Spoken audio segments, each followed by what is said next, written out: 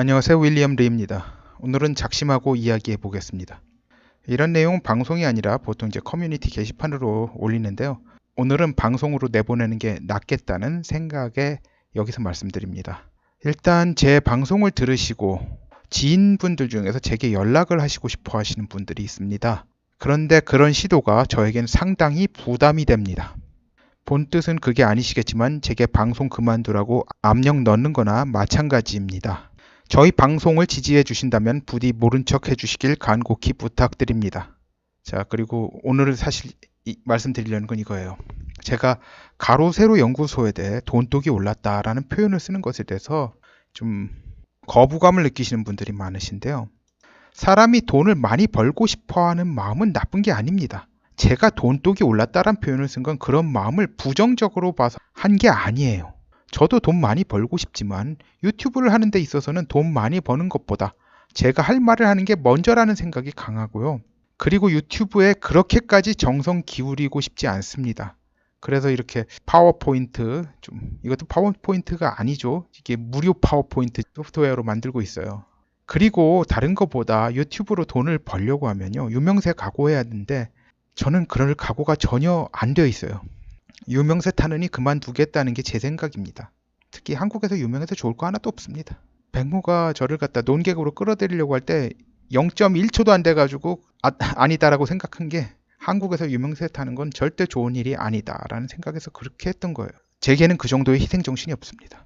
유튜브로 돈을 많이 버는 것을 추구하되 선을 넘지 않는 걸 추구하는 이제 유튜버의 대표적인 예가 윤서인, 이재용 두 분이에요. 언제 그 태도가 바뀔지 모르지만 최소한 지금까지는 그렇습니다. 오해할지도 몰라서 말씀드리는데요. 저는 이 두 분과 인간적으로 친해질 가능성이 희박해요. 더 이상 설명은 생략하겠습니다. 제가 이 두 분에 대해 돈독이 올랐다라는 표현을 절대 쓰지 않아요.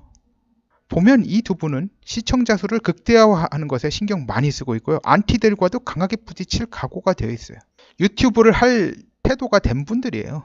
그리고 지금까지 토픽이나 그런 거 정하는 데 있어서 선을 갖다 넘은 적이 없어요. 지금까지는 최소한 그렇습니다. 처세 잘한다 라고 말할 여지는 충분히 있습니다만 동시에 자기들 역할 잘하고 있습니다. 그래서 비판할 일이 없어요. 전 이 두 채널 같은 채널이 많이 생기면 좋겠다는 생각이 듭니다. 딱 이게 좋아요, 진짜.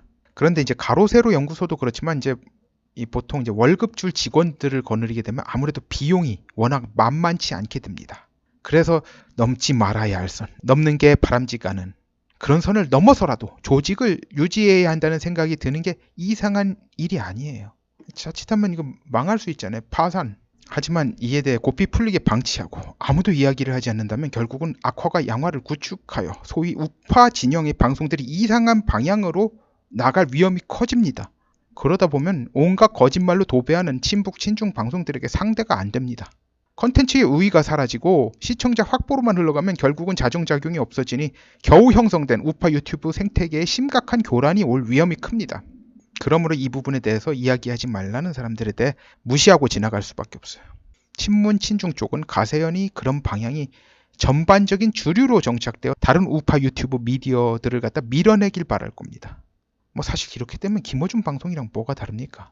이는 소위 앞으로 펼쳐질 정신전쟁에 있어서 심대히 부정적 영향을 미칠 수밖에 없습니다. 가로세로 연구소가 자신들이 불리한 법적 쟁송에 휘말리는 건 최소화하면 이제 불리하다고 하는 게 법적으로 타당해서 불리한 게 아니라 이제 법원이 완전 저쪽에 장악됐으니까 손혜원 건 같은 경우는 건드리지 않는 게 지금 법원으로 가면 손혜원이 당연히 지는 게임이에요. 손혜원이 잘못했어요. 하지만 법원에서는 손혜원이 이길 수 있다 이거예요. 지금 법원이 진짜 법리, 법치로 돌아가지 않고 판사들이 오로지 정치적인 고려로만 판결하는 경우가 많잖아요. 그러니까 손혜원을 피하게 되는 거예요. 그에 반해서 이제 황교안은 만만하죠. 그러니까 황교안은 칠 수 있는 거고 이런 거 최소화하면 금전적 이익을 극대화시키는 방향에 너무 충실한 나머지 정체성이 상당히 우려스러운 방향으로 가고 있는 건 분명해요. 그리고 가로세로 연구소가 이제 친중이라고 이게 김정민 박사가 이야기를 했는데 제가 알아봤는데요. 이제 조원진이 김세희 기자의 정치적 야심을 이용해서 조종하려는 시도가 있고 이 시도가 지금 현재 어느 정도 먹히고 있다는 징후가 보인다는 점이 상당히 우려스럽다. 이런 측면이 있습니다. 그렇다고 김세희 기자가 친중인지는 모르겠어요. 다만 조원진을 중국 간첩으로 보지 못한다는 측면에서 분별력은 상당히 의심스럽습니다. 김세희 기자는 지금까지 탄핵의 부당성에 강한 분노를 보이고 불의에 꺾이지 않는 모습을 보여왔습니다. 그런 점에서 상당히 안타까운데 조속히 조원진의 마수에서 벗어나길 강하게 희망합니다. 김정민 박사 문제는 참으로 안타까워요. 그런데 이번에 왜 이런 식으로 버텨서 일을 크게 만드는지 이해가 안 됩니다. 손바닥으로 하늘을 가리려고 하고 있습니다. 제게 들어온 정보는 아니지만 정보 소스인 분이 분석한 것에 따르면 김 박사가 모종의 사주를 받고 의도적 분탕을 일으키는 것 아니냐는 의견도 있어요. 참고로 제 정보 소스 중 한 분은 김 박사를 강하게 신뢰하고 다른 한 분은 강하게 불신하는 편입니다. 가세연에 무슨 문제가 있을 수 있어요. 그 문제가 있다고 가정하고 그 문제를 A라고 합시다. 그런데 김 박사는 그 문제를 정확히 명중시키지 못하고 B라는 점을 향해 화살을 쐈는데 그 B라는 포인트가 화살을 튕겨낼 정도로 강하게 방비되어 있다면 상황이 어찌 되겠습니까? 김 박사가 헛화살질을 하게 된 것이 되고 가세연은 김 박사가 자기들을 모함했다고 주장하며 강하게 나갈 수밖에 없어요. 저는 인간적 친분으로 실드 쳐주지 않습니다. 최소한 페북 유튜브에서 말이죠. 제가 백모에 대해서 이분이 하는 운동에 대해 긍정적으로 이야기하지만 이분도 박선영 지지권과 워마드 문제 등에 있어서 판단 착오한 거 있다고 말하고 있어요. 저는 친분을 가급적이면 삼가하는데 그나마 친분이 있는 사람은 소위 네임드 우판 농객들 중 백모 한 사람이에요. 그런데 하물며 김 박사를 실드 쳐주기 위해 거짓말을 하지 않는다고 저를 비난하는 사람들은 도대체 뭔지 모르겠습니다. 북미에 한국인이 설립한 개인 법인의 수가 어마어마할 겁니다. 세탁소, 스시, 레스토랑 등등 말이죠. 이번에 문제된 게 이제 세탁소인데 실제로는 세탁 공장일 거예요. 그런데 주인은 연간 엄청나게 법니다. 그래도 제가 알기로는 이제 북미 스시 레스토랑 중 이제 40, 50% 정도가 주인이 한국인들이에요. 토론토 스시바 70% 이상의 주인이 한국인들입니다. 즉 북미에서 개인 법인을 설립해 본 적이 있는 한국인들이 엄청 많아요. 저도 그 중에 한 명입니다. 이 부분에 대해서는 거짓말을 할래야 할 수 없습니다. 너무나도 많은 북미 거주 한국인들이 진실이 뭔지 알고 있어요. 근데 몰라요. 이렇게 법인 설립할 때 그냥 맡겨가지고 회계사한테 맡겨서 한 사람들은 모를 수 있어요. 그런데 이제 비용 아끼려고 자기가 직접 한 사람들이 있어요. 그게 사실 그렇게 힘든 게 아니에요. 과정 자체가. 자기가 직접 한 사람들은 그 진실을 갖다 분명히 알고 있어요. 전부 다 뭐 회계사한테 돈 주고 맡겼을까요? 그건 아니잖아요. 그리고 미국 같은 곳에서 법인 가지고 돈 장난치다가 걸리면 재수없어 이제 IRS, 국세정기 살벌한 기관입니다. 사람들이 FBI보다 더 무서워하는 기관이에요. 미국 사람들이. 이 사람들한테 취조당하고 연방검사에게 기소될 수도 있어요. 자, 연방검사가 어떤 사람들이냐면 미국 경찰들, 한국 경찰들에 비교해서 엄청 대단하게 보이잖아요. 잘못하면 총 맞아 죽잖아요. 이 사람들한테. 그런데 이 사람들도 웬만해서는 연방검사와 만나는 일이 생기는 거 피합니다. 그러니까 DA, 디스트릭트 어토니라고 불리는 지역 검사들과는 사이가 비교적 좋은 편이지만 연방검사들하고는 안 만나려고 그래요. 이 사람들도. 하버드 로스쿨에서 비교법 석사 학위 LLM이라고 불리는 거 이거 취득한 강용석이 이거 모른다면 공부 헛한 거고 외화 낭비한 걸 텐데 그건 아닌 것으로 보입니다. 저는 강용석이 과거 정치 생명 끊길 위기에서 벗어나고자 MB의 에이전트 역할을 한 적이 있는 정황 의혹을 이야기하는 사람이므로 강용석 입장에서도 제가 이런 이야기에도 하나도 안 반가울 거고 실수로라도 제 이름을 절대 거론하지 않을 겁니다. 여러분이 제게 이 문제는 신경 끄라고 하시지만 지금 이 상황에서 이 문제는 자칫하면 우파의 전체적 생태 파괴, 교란으로 연결될 위험이 큰 건입니다. 제가 지적한 부분에 대해 수정하지 않는다면 양측이 다 악화로 전락하는 상황이라 강구할 수 있습니다.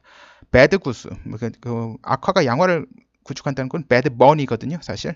근데 전 배드 구스 혹은 이제 배드 엔티티로 전락되는 상황이에요. 이제 가세연의 경우는 방향만 전환하면 되는데 이제 하지만 될지 의문입니다. 그렇지만 여러분들이 채찍질을 하고 질타를 넣어줘야지 가세연도 영향을 받아가지고 잘못된 방향으로 그만큼 덜 나가게 되는 거예요. 김 박사의 경우에는 실수를 인정하지 않으면 더 이상 우파 농객으로서 계륵이 되어버리는 상황에 봉착했죠. 게다가 김 박사의 경우에는 안정권 대표나 아수라님 같은 분들이 자칫하면 딸려 들어가는 문제라는 점이 사안을 더욱 심각하게 만들고 있어요. 이 두 사람 아까운 사람들이에요. 물론 안정권 대표는 뭐 오해해서 저를 갖다 비난할 수도 있지만 저는 뭐 그 정도는 감수합니다. 저를 100번 비난해도 되고 저는 내일이라도 유튜브고 페북이고 그만둬도 미련이 없습니다. 신경쇠약 때문에 그만두겠다고 생각할 때마다 묘하게도 이를 조금이라도 개선할 방법이 나타나 여기까지 오게 된 것인데 이제는 이 문제는 더 이상 문제가 안 돼요. 하지만 할 만큼 했으니 좀 사라지는 방향으로 해야겠다는 생각이 드는데 호재는 안 생기고 이런 악재들이 터지니 참으로 답답합니다. 일단 다음 주부터는 일주일에 방송 횟수를 3회를 초과하지 않는 걸로 하려고 합니다. 하루는 원고 쓰고 다른 하루는 녹음, 편집하는 방향으로 가려고 합니다. 이러다가 점점 줄여가는 방향으로 갈까도 생각 중이고요. 우파 언론의 풀이 넓어지고 맑아져서 은둔거사인 제가 본연의 모습인 은둔으로 조용히 돌아갈 수 있는 날이 오길 바랍니다. 다만 그날이 안 오더라도, 그러니까 풀이 맑아지고 넓어지는 날이요, 그날이 안 오더라도요, 제가 언제든지 갑작스럽게 지금 이 짓 하는 거 끝낼 수 있다는 점은 미리 양해 바랍니다. 다만 할 수 있을 때까지는 해보겠습니다. 구독, 좋아요, 알림벨 공유 부탁드립니다. 감사합니다.